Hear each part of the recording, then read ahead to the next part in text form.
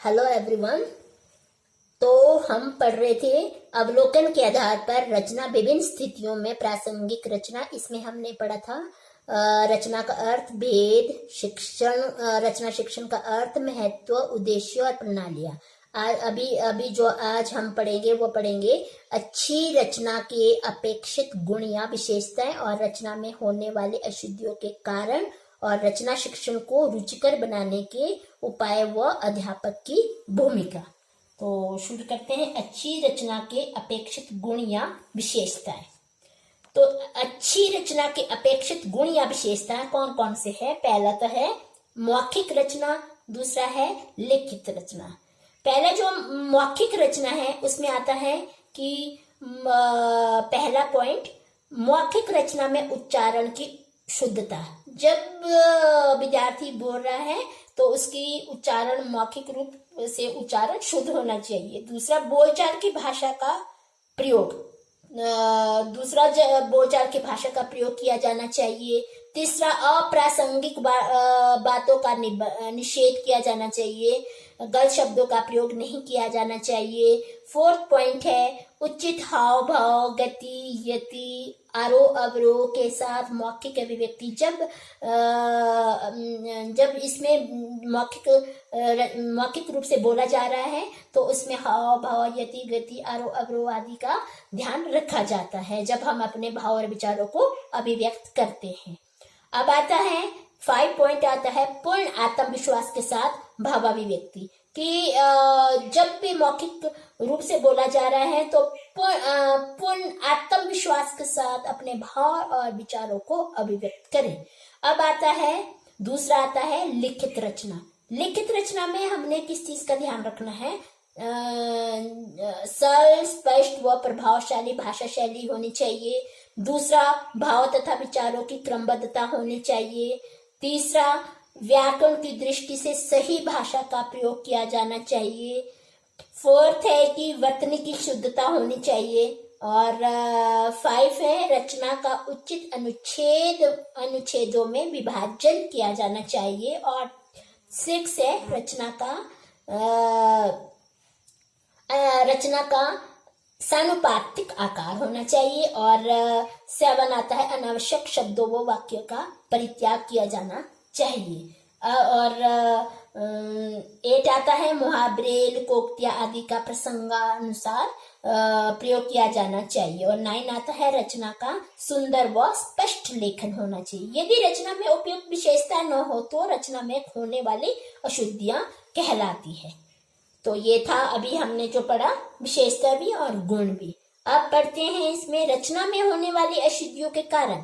कि जो रचना में जो अशुद्धियां आती है वो कौन कौन सी अशुद्धियां आती है? पहला आती है कि भाषा व लिपि का अधूरा ज्ञान। कि सबसे पहले विद्यार्थियों को भाषा और लिपि का पूर्ण जानकारी नहीं होती है। तब भी क्या होती है भाषा में, भाषा व लिपि, भाषा यानी जब उसे कोई भी भाषा व लिपि की जानकारी नहीं होती है, वर्णों व संयुक्त अक्षरों को ठीक प्रकार से नहीं लिख पाता है, सुलेख के अभ्यास की कमी में भी भाषा व लिपि में अशुद्धियां रह जाती है। इसीलिए अध्यापक को लिपि का समुचित ज्ञान करवाना चाहिए और लेखन का अभ्यास कराना चाहिए। सेकंड आता है व्याकरण संबंधी अज्ञानता। यहाँ पे क्या होता है? व्याकरण मौखिक और लिखित रचना के शुद्ध रूपों के लिए नियम निर्धारित किया जाता है। इसकी अज्ञानता से क्या होता है? रचना में अशुद्धियां पाई जाती है। अगर किसी को व्याकरण के नियम नहीं आते हैं तो रचना में अशुद्धियां पाई जाती है। थर्ड आता है मौखिक रचना का अभाव। लिखित रचना से पहले विषय पर मौखिक रूप से परिचर्चा होनी चाहिए, यानी जिससे विचारों में क्रमबद्धता आती है। विद्यार्थियों को मौखिक अभिव्यक्ति से अधिक अवसर प्रदान किए जाने चाहिए ताकि मौखिक रचना के अभाव से भी रचना दोष पाया जाता है। अब आता है 4 पॉइंट स्वाध्याय का अभाव। स्वाध्याय का प्रभाव मौखिक व लिखित रचना के दोनों रूपों पर पड़ता है। यानी स्वाध्याय से विद्यार्थियों की अपनी रचना शैली बनती है और इससे क्या होता है कि इसके अभाव में रचना में भाषा व विचारों संबंधी दोष आ जाते हैं। अब आप जो अब आता है नेक्स्ट पॉइंट आता है लिखने में अति शीघ्रता व सावधानी।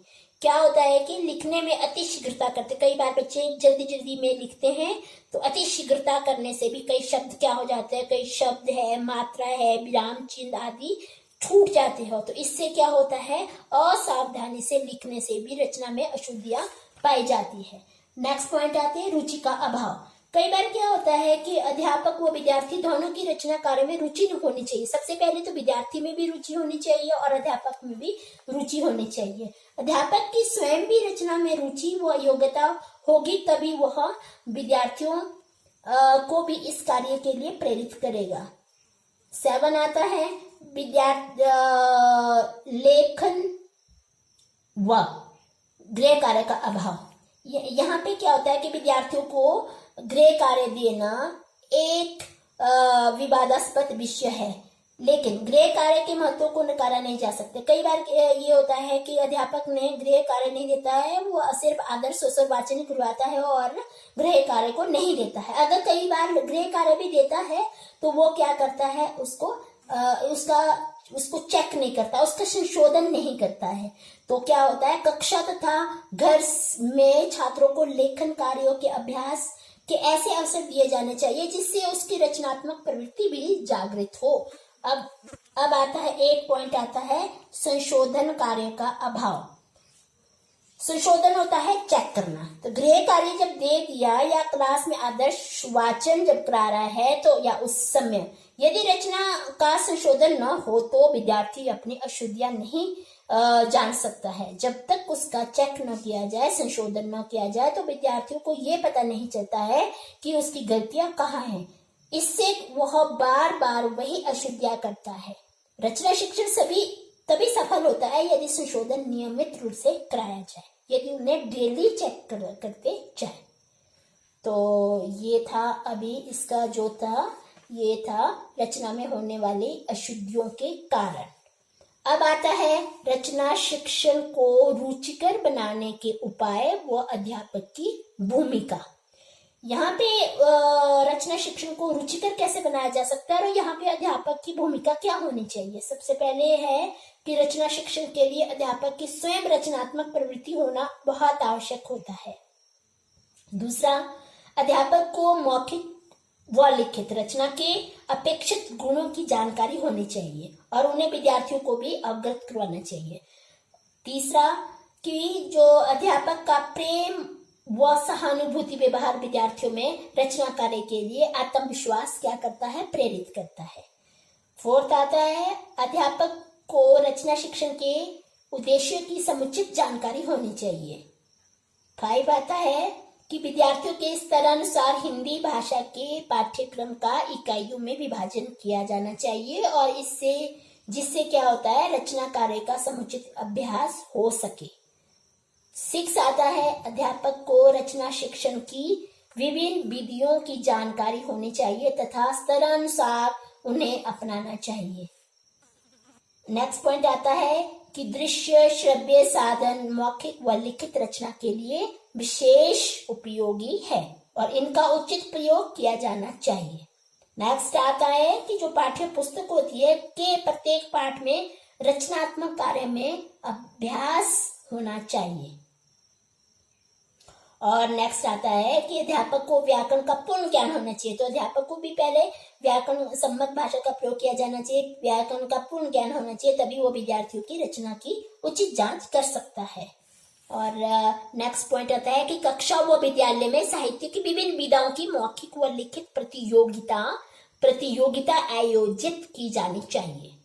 और नेक्स्ट आता है कि जो मौखिक रचना वो उचित अभ्यास के उपरांत लिखित रचना भी करवाई जा सकती है। मौखिक रचना और लिखित रचना, पहले मौखिक रचना वो फिर उचित अभ्यास के उपरांत लिखित रचना करवाई जा सकती है। यहाँ तक कि लिखित रचना से पहले उसकी मौखिक रूप से परिचर्चा की जानी चाहिए। और विद्यार्थी में स्वाध्याय की आदत विकसित की जानी चाहिए। रचना कार्य में ऐसे विषयों का चयन किया जाना चाहिए जिससे वह स्वयं अध्ययन कर सके। तो हमने अभी पढ़ा, तो ये था अवलोकन के आधार पर रचना, विभिन्न स्थितियों में प्रासंगिक रचना। तो ये चैप्टर खत्म हो गया है। Thank you.